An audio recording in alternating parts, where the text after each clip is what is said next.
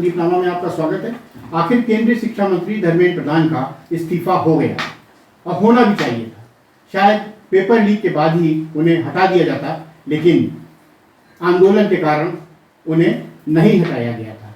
लेकिन दबाव बढ़ा और धर्मेंद्र प्रधान का इस्तीफा हो गया। दो राय नहीं, यूजीसी और पेपर लीक के मामले में शिक्षा मंत्रालय पूरी तरह से जिम्मेदार था और धर्मेंद्र प्रधान बतौर शिक्षा मंत्री इसके दोषी थे। पूरा देश पेपर लीक पर नाराज था और शिक्षा मंत्री की आलोचना कर रहा था। चीफ जस्टिस ऑफ इंडिया के एक बयान के बाद कॉकरोच जनता पार्टी अस्तित्व में आई। अचानक पेपर लीक की घटना हो गई और कॉकरोच जनता पार्टी ने उसको लपक लिया। आम आदमी पार्टी ने पूरा सहयोग किया। भाजपा ने जैसे राम मंदिर को आधार बनाकर सियासत में अपनी जड़ें मजबूत की। पेपर लीक के खिलाफ छात्रों से जिस विरोध की उम्मीद थी वैसे ही नजर आया। धरना प्रदर्शन शुरू हो गया। कॉकरोच जनता पार्टी के बैनर तले अनशन शुरू हुआ। सोनम वांगचुक भूख हड़ताल पर बैठे और वहीं से आंदोलन ने गति पकड़ ली। धरना प्रदर्शन, धर्मेंद्र प्रधान का इस्तीफा मांगना बिल्कुल ठीक था, लेकिन उसके बाद आंदोलन की दिशा बदल गई। सियासी दखल बढ़ गया। हर राजनीतिक दल आंदोलन का श्रेय लेने में जुट गया और एक तरह से देखा जाए तो आंदोलन को चलाने, उसको संरक्षण देने का पूरा श्रेय आम आदमी पार्टी को ही है। वास्तव में यह पूरी टीम आम आदमी पार्टी की ही है।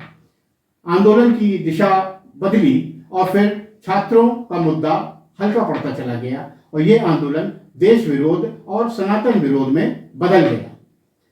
फिर यह प्रोटेस्ट कोई छात्र आंदोलन नहीं बल्कि तमाशा बन गया।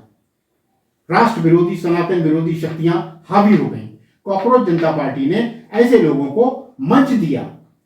इससे यह साबित होता है कि पेपर लीक का तो बहाना था। यह तो बैठे बैठे कॉकरोच जनता पार्टी, आम आदमी पार्टी को मुद्दा मिल गया, वरना असली मकसद तो देश में अराजकता फैलाना था।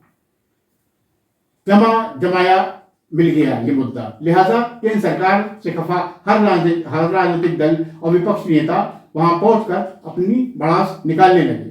उमर अब्दुल्ला पहुंच गए और छात्र आंदोलन की बात कम की, लेकिन कश्मीर को पूर्ण राज्य का दर्जा देने की मांग करने लगे। छात्रों के प्रोटेस्ट में देश विरोधी उमर खालिद के पिता और student Islamic movement of India के संस्थापक सैयद कासिम रसूल कैसे पहुंच गए और उन्होंने छात्रों को जमकर बरगलाया। और तो और बांग्लादेश और पाकिस्तान की जमात इस्लामी हिंद की यूनिट ने भी इस प्रोटेस्ट को पूरा समर्थन दिया। अच्छा, ये आंदोलन तो उग्र होना ही था और इसे दूसरी दिशा में जाना ही था, क्योंकि इसमें student federation of India, ISA, all India student federation, Bhim army के छात्र शामिल थे। भीम आर्मी तो नहीं, लेकिन ये तीन संगठन तो धरना प्रदर्शन आंदोलन करने के माहिर हैं, प्रोफेशनल हैं और जिनका इस्तेमाल हर राजनीतिक दल करता है। पहले इसमें वास्तविकता वाले जो छात्र थे वो नीट पेपर लीक से प्रभावित हुए, लेकिन जब आंदोलन का स्वरूप उन्होंने देखा बदलता हुआ तो 99-90% छात्र आंदोलन से पृथक हो गए। उन्हें लगने लगा कि छात्रों के नाम पर घटिया राजनीति की जा रही है। दिल्ली जंतर मंतर का प्रदर्शन कितना प्रायोजित था, इसका अंदाजा आप आसानी से लगा सकते हैं। इस आंदोलन के अगुवा अधिकतर वही चेहरे थे जो किसान आंदोलन में दिखे, जो शाहीन बाग में दिखे। वही जुनैद दिखा जो किसान आंदोलन और शाहीन बाग में भी लंगर बांट रहा था। कितने पैसे वाला आदमी है ये इसके लिए बाकायदा फंडिंग हुई है और इसके आगे भी मैं एक वीडियो दिखाऊंगा फंडिंग से रिलेटेड। जॉर्ज सोरेस और जस्टिस वासिक ने इसकी फंडिंग की। अगर पेपर लीक का सवाल है तो पंजाब में पेपर लीक हुआ, केरल में छात्रों पर लाठी चली, कर्नाटक में भी लाठीचार्ज हुआ। इसका जिक्र किसी ने नहीं किया। जंतर मंतर में इसका किसी ने कोई जिक्र नहीं किया। इसकी भी निंदा होनी चाहिए जी ना। तब लगता कि वाकई ये छात्र आंदोलन है, कोई प्रायोजित साजिश नहीं। छात्रों का मंच था तो ब्राह्मणवाद मुर्दाबाद, मनुवाद मुर्दाबाद, उमर खालिद जिंदाबाद के नारे क्यों लगे? क्या मतलब था इनका? सीधा मतलब था कि समाज में कड़वाहट फैलाकर विरोध और वैमनस्यता का एक माहौल क्रिएट किया जाए, एक नया मोर्चा खोला जाए। आरएसएस मुर्दाबाद का क्या मतलब? एक बहुत बड़ी साजिश थी ये सब। मंच पर दो कौड़ी का कॉमेडियन कुणाल कामरा हिंदू देवी देवताओं का मजाक उड़ाता है और हमारी जेन जी ताली बजाती है। ये वीडियो है, देखिए। लोग बस सीता के पति का नाम ले लेके नीता के पति का काम कर रहे हैं। बस नाम रहेगा अल्लाह का। इन मोहतरमा का एक और वीडियो जरा देखिए। अल्लाह का मतलब वो शक्ति जो हम सब में है। बस नाम रहेगा अल्लाह का। मैं इनका थोड़ा तारुफ करा दूं, थोड़ा परिचय करा दूं। ये प्रोफेसर नंदिता नारायण हैं और इनके पति का नाम है प्रोफेसर राशिद अंसारी। उनको राशिद अंसारी साहब ही से निकाह उन्होंने किया तो उन्हें हिंदू धर्म से ही नफरत हो गई। नाम रहेगा अल्लाह का, बिल्कुल ठीक, हम भी इससे सहमत हैं। लेकिन यह भी कह रही थी कि नाम रहेगा अल्लाह ईश्वर का।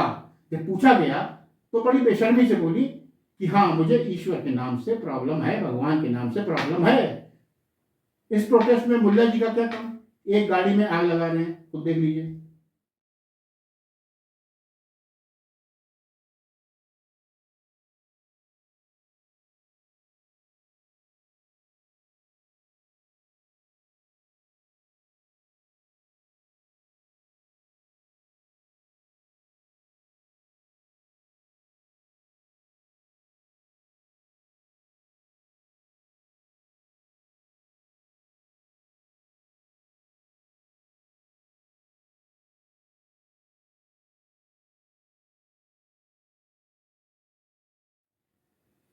फिर भी कहते हैं कि शांतिपूर्ण प्रदर्शन था।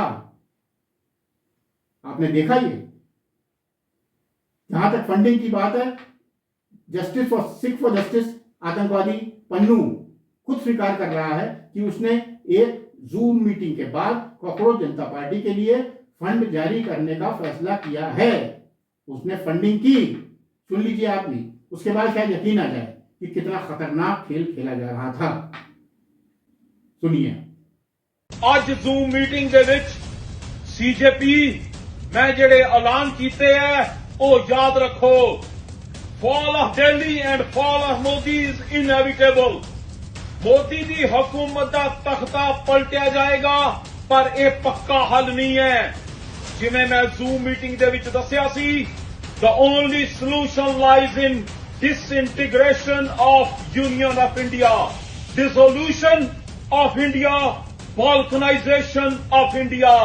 इस हिंदुस्तान दे छोटे छोटे टुकड़े ही हल है।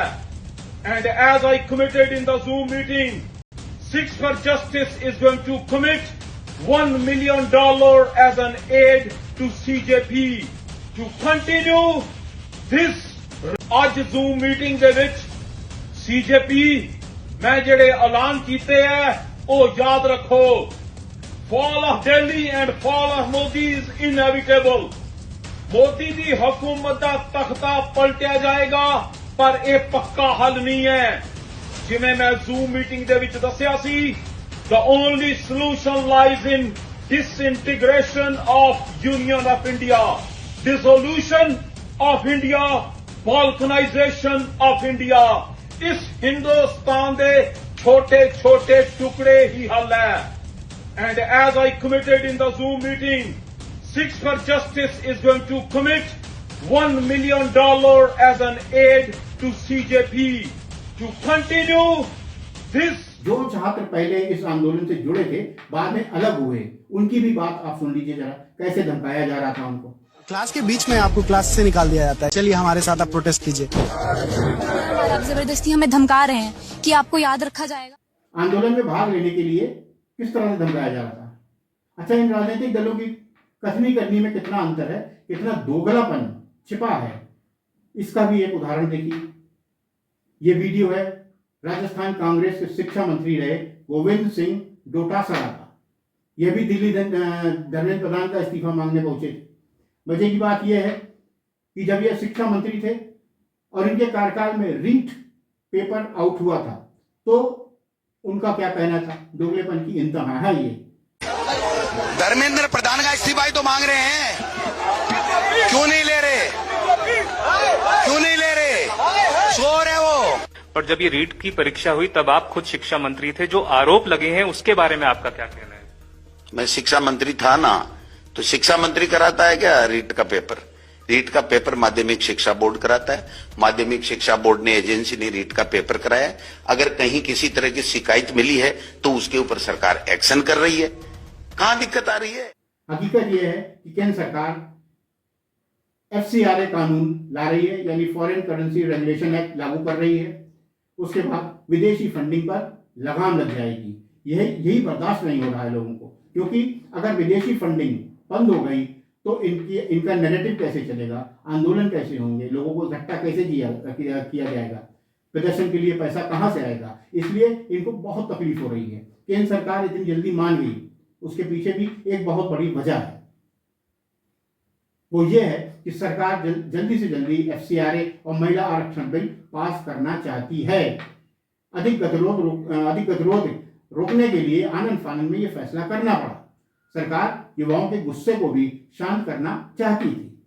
सरकार को एहसास हो गया था कि छात्रों के मंच के बहाने राष्ट्र विरोधी ताकतें अपना नैरेटिव आसानी से फैला पा रही हैं। छात्रों को विरोध प्रदर्शन का पूरा हक है, क्योंकि पेपर लीक में उनके भविष्य पर प्रभाव पड़ता है। और लेकिन हमारी जेनजी का उनको ये भी ध्यान रखना होगा कि कहीं उनकी ताकत का दुरुपयोग तो नहीं हो रहा है। जिस तरह के भाषण और कमेंट कुछ युवाओं को देखने को मिले प्रदर्शन के दौरान, बहुत ही दुर्भाग्यपूर्ण है। आप सरकार से लड़िए, प्रधानमंत्री, शिक्षा मंत्री का उनकी आलोचना करिए, इस्तीफा मांगिए, कुछ भी करिए, लेकिन आप देश और धर्म, अपने धर्म भगवान की आलोचना कर रहे हैं। तो मैं यही कहना चाहूंगा कि आपकी बुद्धि भ्रष्ट हो गई है, आप संस्कार विहीन हैं। आपके माँ बाप ने अपना कर्तव्य ठीक से नहीं निभाया, आपका पालन पोषण ठीक से नहीं किया, जिसकी वजह से आप लफंगे बनकर निकले हैं। एक युवती कहती है कि भारत माँ है तो इसका बाप तलाश करके लाओ, बाप ढूंढ कर लाओ। इससे ज्यादा शर्मसार और क्या हो सकता है? अगर ये भारत की जंजी है तो मैं थूकता हूँ ऐसी जंजी पर, मैं थूकता हूँ इसी जंजी पर। हर देश का भविष्य उसका युवा होता है, युवा ही देश को आगे लेकर जाता है। लेकिन जिस देश के युवाओं की ऐसी सोच होगी तो वो अपने देश को गाली देंगे, आप उन पर क्या भरोसा किया जाए? आप तो देश को रसातल में लेकर जाएंगे, निश्चित रूप से आप इस देश को रसातल में लेकर जाएंगे। जय हिंद।